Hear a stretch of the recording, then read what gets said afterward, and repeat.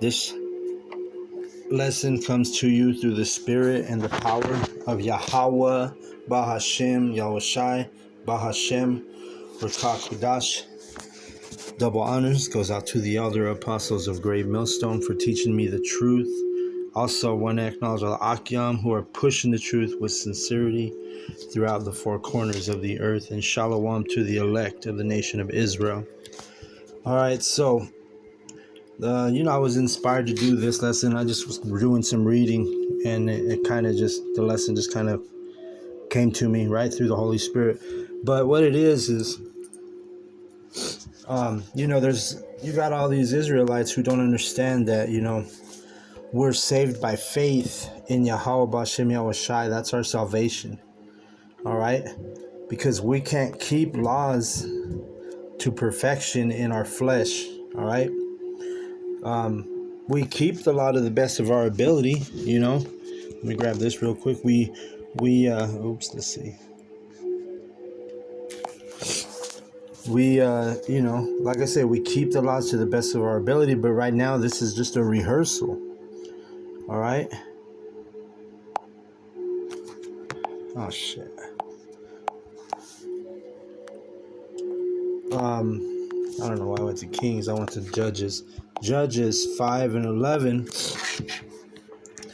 It says, they that are delivered from the noise of archers in the place of drawing water, there shall they rehearse the acts of Yahweh. All right, and that's the point. So this is the place where we're rehearsing the acts in Babylon, America. All right, because drawing water, it goes into researching, teaching, learning, being diligent. And we're going to be delivered here from the noise of those archers, which another word for an archer is a metaphor for a missile. All right, because it tells you, the arrows that'll be shot forth into the ends of the world, which an arrow is shot by an archer. All right, so but those ones that'll go across the world are going to be those missiles, those intercontinental ICBMs, intercontinental ballistic missiles. All right, so that's what it's talking about. So here we are in America, Babylon, and we're rehearsing the righteous acts, and that's how we're going to be delivered, through our faith in Yahweh Bashem Yahushai, not by the law. Because in a rehearsal, why do you do rehearsals? It's to practice. And what happens in a rehearsal? You'll mess up in a rehearsal, right? Like if you have a wedding rehearsal or whatever type of rehearsal you're orchestrating, you that's the practice. So in practice, even what they call it walkthrough when you play football, right? You rehearse the plays that you're going to execute in the game. And that's what the rehearsal's for, is so that if you mess up, you can learn and correct that for the game. You see? So that's the same thing with the law. It's just a rehearsal right now. We can't keep the laws. Now, do we just consider the law obsolete? No. You keep the law to the best of your ability in your captivity, because there's so many laws in our captivity that we're unable to keep. Plain and simple. All right? So let me grab this real quick, because this is just one of the laws that, through the Spirit, this is what inspired me to do this lesson. Okay, this is a law of, let me see, how do they word it? The law of a kinsman's redeemer. Okay. Another name is called the Levirate marriage, because it's the law of Levi. The Levi, who were the priests who taught the laws, this is part of the laws that we're supposed to keep. And you tell me, if men who are pushing the law, are they keeping? This is just the law I'm going to focus on to start off. We'll start in Genesis 38 and 8. All right, it says, and Judah said unto Onan, go in unto thy brother's wife and marry her, and raise up seed to thy brother. Okay, because his brother's name was and he died. The Lord slew him because he was wicked.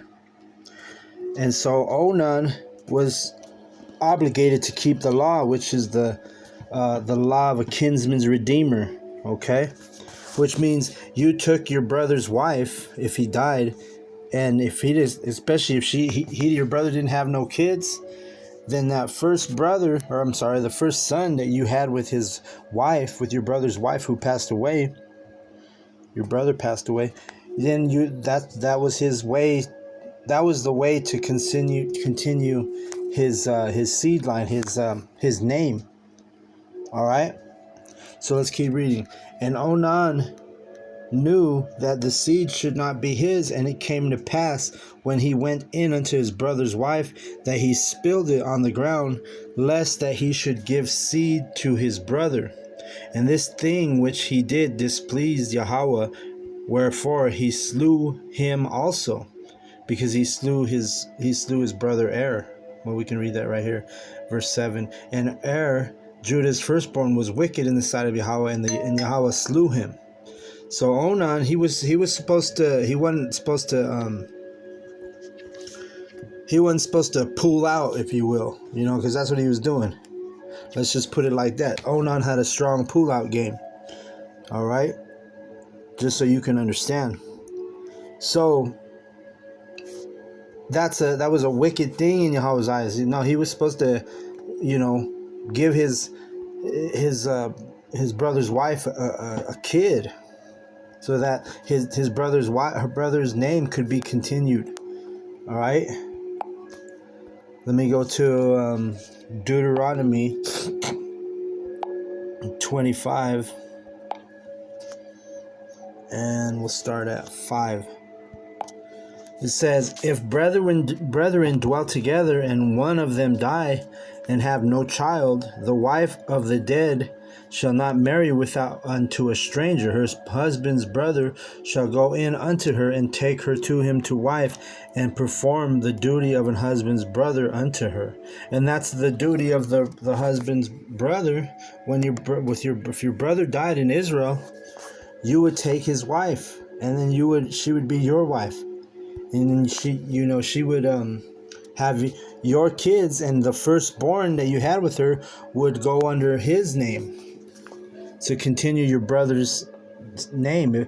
And that's especially if he didn't have a son with her, prior to his death. And it says, and it shall be that the firstborn which she beareth shall succeed in the name of his brother which is dead, that his name be not put out of Israel.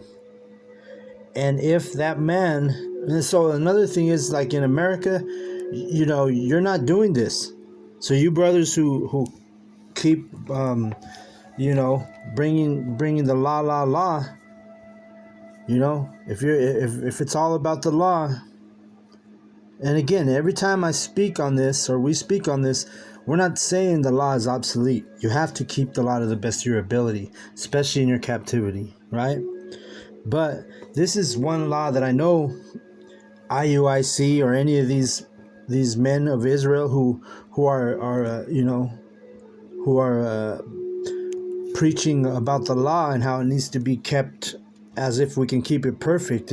And we're physically incapable of doing that, especially in captivity, especially in these fleshly bodies. But I know that men in like IUIC, they're not doing this. They're not taking their brothers' wives and having kids with their brother's wife after their brother passes away. These wicked ass niggas are having kids while their brother's still alive. Like Herod, Herod was with his brother Philip's wife Herodias, and his brother Philip was still alive, and that's why John the Baptist was put to death, because he was calling Herod out on that wickedness. You see?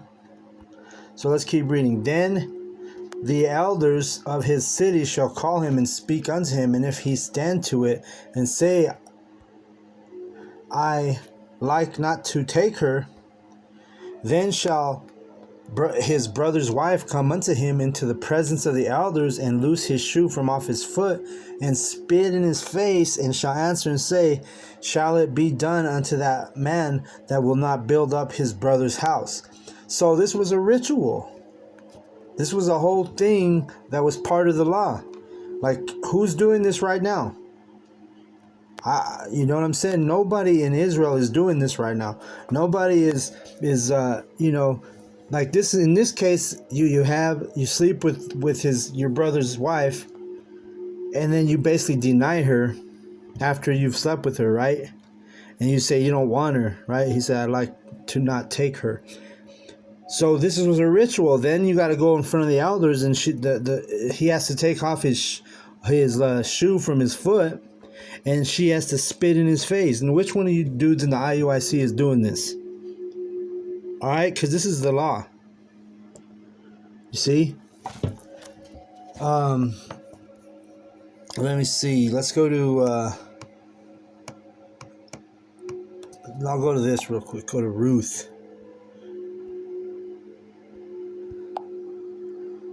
3:1. Let me see if this is the right one. So this whole thing is let me see.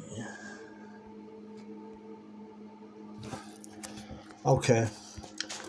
All right. So this whole chapter is basically what we're talking about. All right, because Naomi was the mother-in-law of Ruth, and Naomi's son passed away. So that's how when Naomi went to and dwelled in where Boaz was, he was of their kindred, and in this case, I believe he was a cousin. Somebody can correct me if I'm wrong, but the point being, he was a close kinsman. So if you don't have let's say there's no brother, there's only one son, then you would do the next of kin, or a close kinsman, a close family member, like a cousin or something, right? Would take the the duty of men with who are the duty of the law of a kinsman redeemer, we'll call it that. It says, verse 3 right here. Then Naomi, her mother-in-law, said unto her, My daughter, shall I not seek rest for thee, that it may be well with thee? And now is not Boaz of our kindred, with whose maidens thou wast? Behold, he winnoweth barley tonight in the threshing floor. Wash thyself therefore, and anoint thee, and put thee raiment upon thee, and get thee down to the floor, but make not thyself known unto the man until he shall have done eating and drinking. So Naomi was instructing her daughter-in-law Ruth on what to do, basically to go hook up with Boaz, right? She was basically offering Ruth to be Boaz's wife, telling her what to do as a custom. Right, and it shall be when he lieth down, that thou shalt mark the place where he shall lie, and thou shalt go in and uncover his feet, and lay thee down, and will tell thee what thou shalt do. And he said unto her, All that thou sayest unto me, I will do. And she saith unto her. So Ruth was obedient. She's like, all right. She told her mother-in-law Naomi, I'm going to do just as you say. Verse 6, and she went down unto the floor and did according to all that her mother-in-law bade her. And bade means like direct or instruct. Verse 7, when Boaz had eaten and drunk, and his heart was merry, he went to lie down, and at the end of the heap of corn, and she came softly, and uncovered his feet, and laid her down. And it came to pass at midnight that the man was afraid, and turned himself, and behold, a woman lay at his feet. And he said, Who art thou? And she answered, I am Ruth, thine handmaid. Spread therefore thy skirt over thine handmaid, for thou art a near kinsman. And he said, Blessed be thou of Yahweh, my daughter, for thou hast showed more kindness in the latter end than at the beginning, inasmuch as thou followest not young men, and whether poor nor rich. And then let me just jump to 12, because I'm kind of limited on time. And then he tells her, And now it is true that I am thy near kinsman, howbeit there is a kinsman nearer than I. So you get to just to summarize it, then he popped Ruth, and they became a married couple. Because this is what we always tell you and teach you that sex is marriage, okay? It's not about a certificate that Esau gives you. It's not about having a big wedding, you know. There ain't gonna be no the phone had to chime on that. Listen, there ain't gonna be no big ass, or there ain't gonna be no wedding planners in the kingdom. All right. But you know, this is what it is, and I wanted to grab this too on the other side. I think it's in Matthew 22. Let me grab.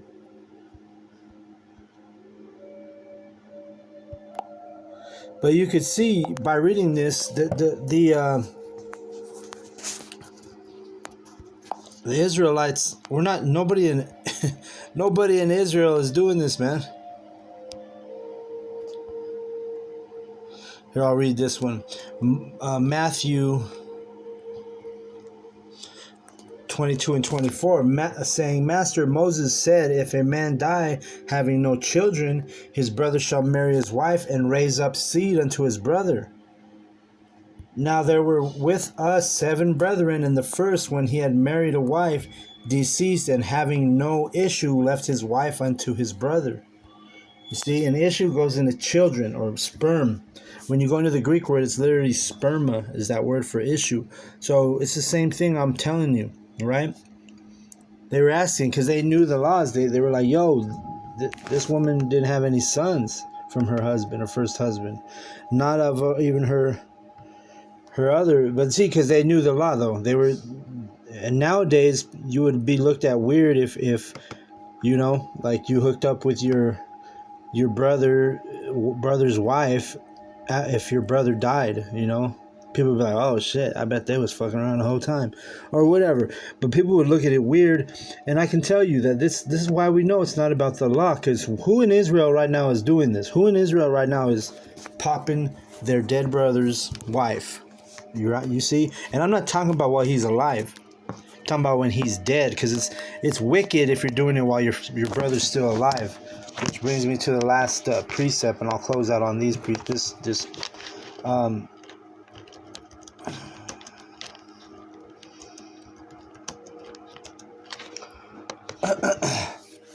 all right, we're going to Mark.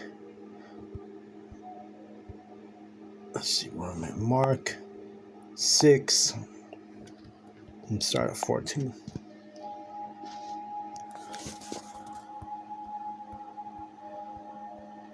Okay, here we go. Mark 6 and 17.